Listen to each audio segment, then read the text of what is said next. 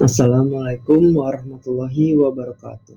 Perkenalkan, nama saya Muhammad Hazik dengan NIM 251051231 dari jurusan Sistem Informasi kelas B. Pada video ini saya akan mempresentasikan tugas akhir UAS saya yang berjudul Analisis Data Evaluasi Kepuasan Layanan Akademik EVIKA UPNDJ. Tujuan dari analisis ini adalah untuk mengetahui apakah rata-rata kepuasan mahasiswa terhadap layanan akademik EVIKA UPNDJ sudah berada di atas kategori cukup, yaitu nilai 3 pada skala Likert 1-4.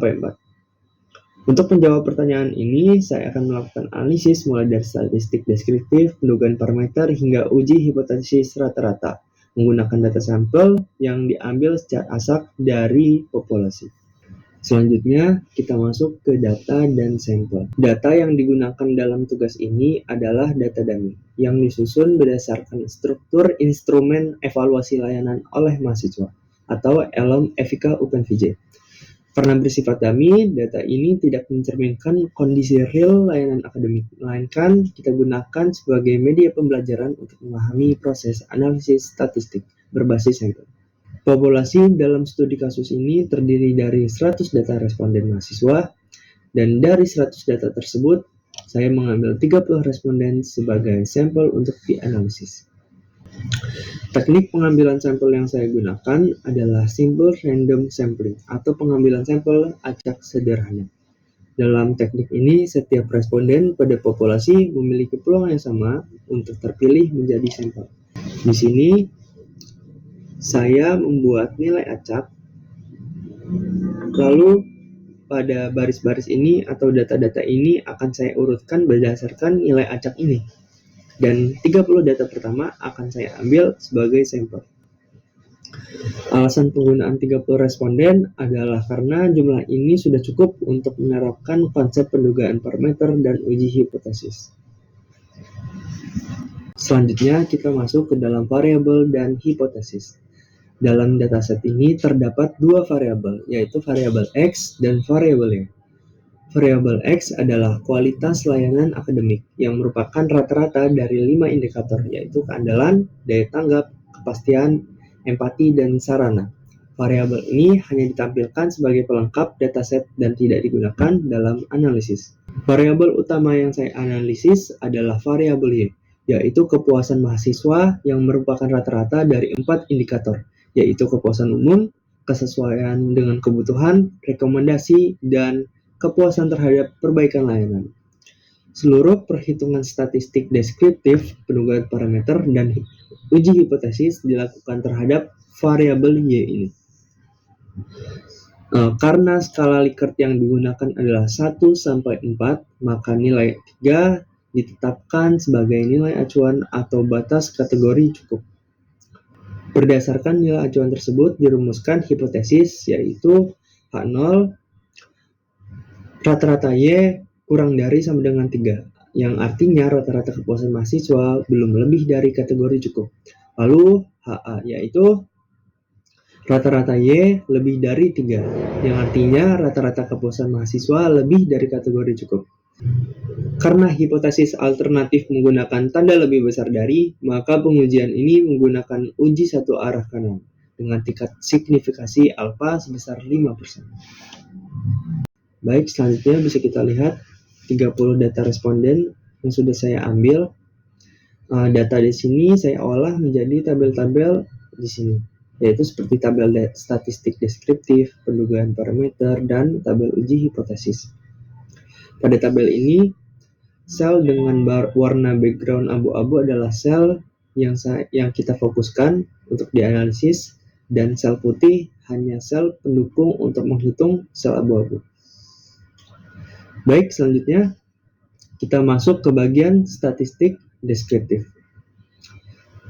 Hasil perhitungannya adalah di sini ada mean yaitu 3,23, median dengan nilai 3, standar deviasi dengan nilai 0,53, dan nilai minimum dengan nilai 2,25. Lalu ada nilai maksimum dengan nilai 4. Di sini kita bisa lihat nilai 3 itu berada di atas kategori cukup, yaitu 3, dan ini menunjukkan bahwa secara deskriptif rata-rata kepuasan mahasiswa dalam sampel cenderung lebih dari cukup. Lalu di sini ada median yang tepat berada di 3, yang menunjukkan bahwa setengah responden itu memberikan skor di bawah atau sama dengan 3, dan setengah lainnya memberi skor di atas 3.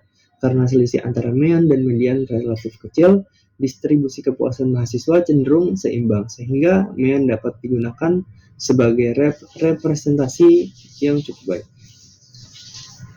Lalu bisa kita lihat di sini standar deviasi menunjukkan 0,53, yaitu kita bisa tahu bahwa terdapat variasi yang cukup banyak dalam jawaban responden ini.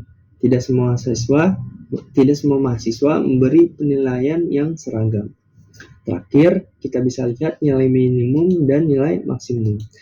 Nilai minimum di sini 2,25 menunjukkan masih ada responden yang merasa kurang puas. Lalu di sini nilai maksimum ada di 4, dan yang menunjukkan bahwa ada responden yang merasa sangat puas terhadap layanan akademik. Baik, selanjutnya kita masuk ke pendugaan parameter. Baik, tadi kita sudah mengetahui gambaran sampel, yaitu seperti mean, median, standar deviasi, nilai minimum, dan nilai maksimum. Selanjutnya yang kita lakukan adalah pendugaan parameter, karena mean sebesar 3,23 ini hanya menggambarkan 30 responden saja, bukan menggambarkan seluruh responden atau menggambarkan populasi. Nah, karena itu kita perlu melakukan pendugaan parameter. Baik, di sini sudah ada tabel pendugaan parameter. Di sini yang pertama ada standar error, kita mendapat 0,10, lalu ada nilai T yaitu 2,05, lalu ada batas bawah 3,03, lalu ada batas atas 3,42. Nah, bisa kita lihat dengan tingkat kepercayaan 95%, rata-rata kepuasan mahasiswa pada populasi diperkirakan itu berada pada 3,03 sampai 3,42. Nah, karena seluruh rentang interval ini berada di atas nilai acuan yaitu 3, nah hal ini memperkuat bahwa memang sudah lebih dari kategori cukup. Nah, meskipun kesimpulan ini itu masih perlu dibuktikan lebih lanjut melalui uji hipotesis. Baik, selanjutnya kita masuk ke uji hipotesis. Di sini adalah langkah terakhir bagi kita untuk membuktikan secara statistik apakah memang rata-rata kepuasan mahasiswa ini itu lebih dari kategori cukup. Di sini kita menggunakan rumus uji T, dan di sini saya memperoleh T hitung yaitu 2,34 dengan rumus Excel sebagai berikut. Dengan taraf signifikasi alfa yaitu 5% dan derajat kebebasan yaitu 29. Di sini karena T hitung itu 2,34 dan T tabel 1,70, tentu saja T hitung itu lebih besar daripada T tabel. Dan di sini bisa kita ambil keputusan bahwa H0 itu ditolak. Pada studi kasus ini, artinya terdapat cukup bukti statistik untuk menyatakan bahwa rata-rata kepuasan mahasiswa terhadap layanan akademik FIK UPN-VJ lebih dari kategori cukup. Hal ini bisa kita lihat dengan konsistennya hasil statistik deskriptif dan pendugaan interval kepercayaan yang saya jelaskan sebelumnya. Ketiganya sama-sama mengarah pada kesimpulan bahwa kepuasan mahasiswa itu berada di batas cukup. Namun, hasil ini juga menunjukkan bahwa masih ada mahasiswa dengan skor kepuasan rendah, yaitu mendekati nilai minimum 2,25. Ini berarti masih ada aspek layanan akademik yang perlu diperhatikan seperti kecepatan respon terhadap keluhan mahasiswa, lalu ada kejelasan informasi akademik, dan ketersediaan sarana pendukung pembelajaran. Sebagai kesimpulan, hasil analisis terhadap 30 sampel menunjukkan bahwa rata-rata kepuasan mahasiswa terhadap layanan akademik FIK UPN-VJ berada pada tingkat 3,23 dengan interval kepercayaan 95% antara 3,03 hingga 3,42. Dan hasil uji hipotesis membuktikan bahwa rata-rata kepuasan tersebut secara statistik lebih dari kategori cukup.